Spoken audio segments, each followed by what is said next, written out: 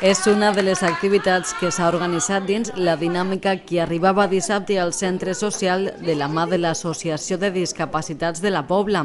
Han d'imitar els moviments d'un dels participants i el que es troba al centre ha de tractar de saber qui és la persona a la qual imiten.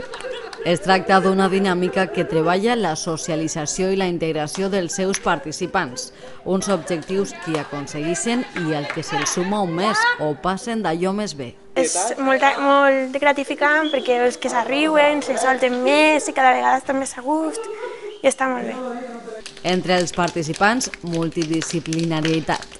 És molt complet perquè és gent totalment diferent, està gent amb discapacitat auditiva, cognitiva, tant física, és un cúmul multidisciplinar de gent. A més, també amics i familiars, un fet que augmenta els efectes positius d'activitats com aquestes. És molt positiu, més que tot, perquè així veuen que la gent en general veu que no ha de ser tancada en aquest tipus de discapacitats i que la integració és molt necessària.